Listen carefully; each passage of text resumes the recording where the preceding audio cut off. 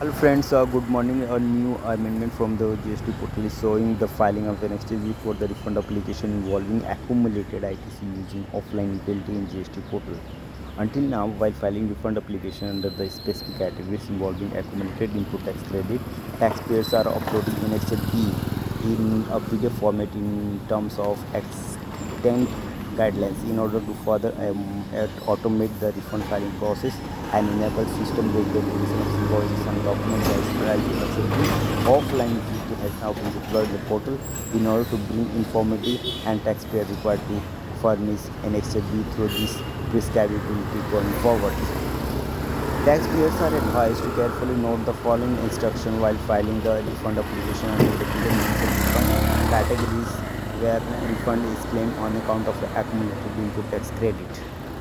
So, instruction of an XZB in the offline utility for the following categories.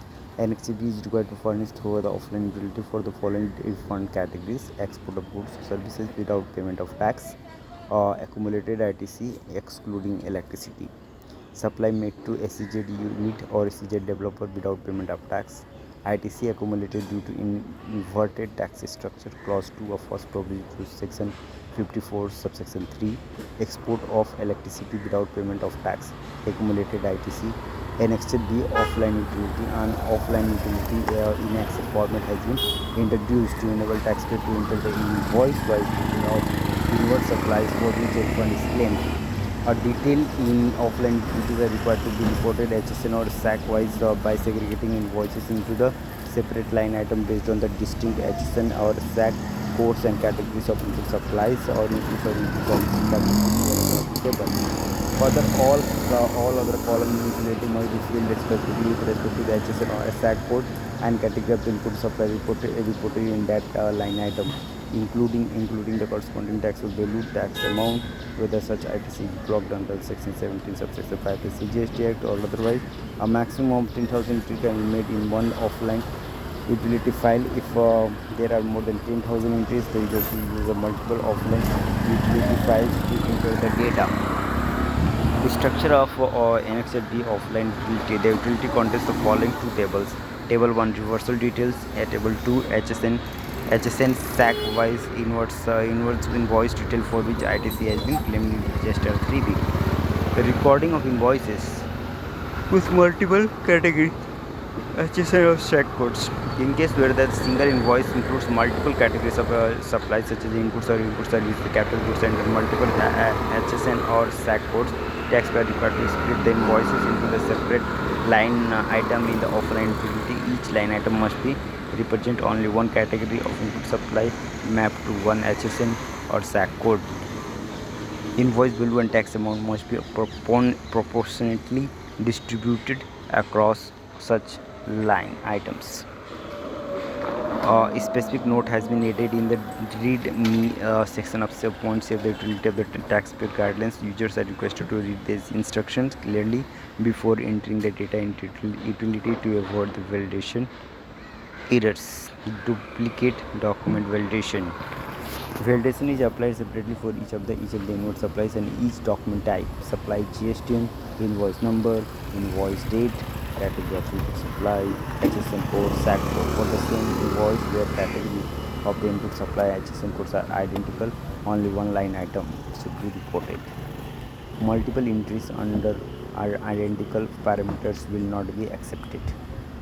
Reporting of ITC reversal. Taxpayer required to correctly report ITC reversal is applicable. Reversal made under Rule 38 for the report of the GST rules and Section 17.5 shall be reported as corresponding month's GST 3B.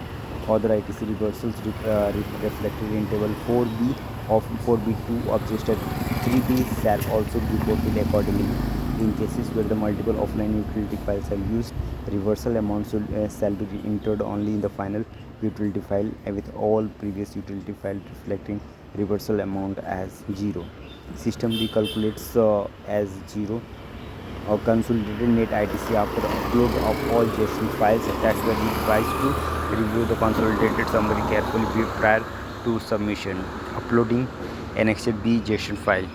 Upon generation of annexed B JSON file, the taxpayers shall upload the same on the DRFD01 screen by clicking on the help hyperlink. Click to upload the statement of invoices or unutilized ITC and the proceed for further validation. Post upload validation and reports. Uploaded invoice shall be validated with the GSTR2B.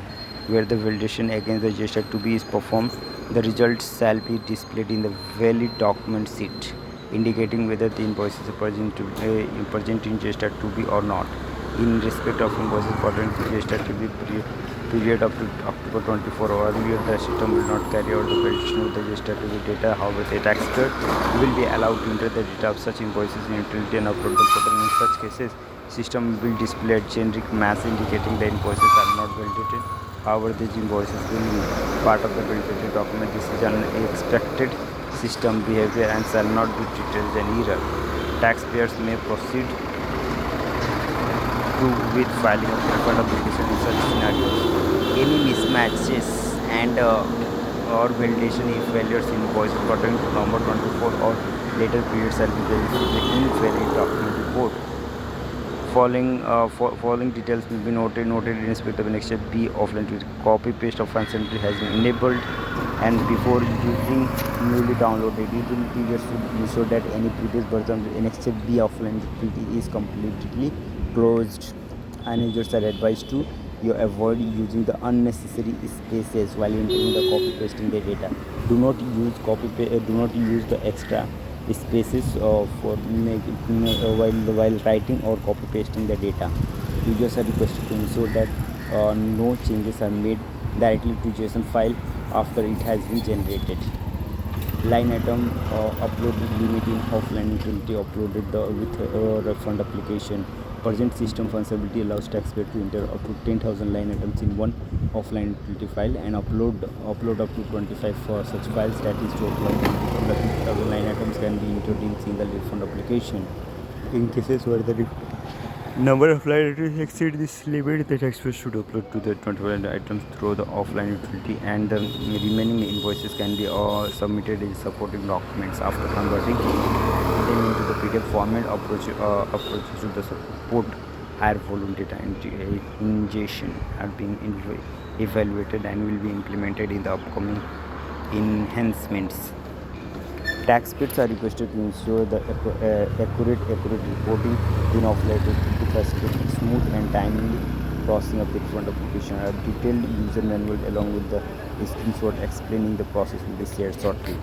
So this is all about the Annexure B that used to file the refund application. If you have any query, please let us know.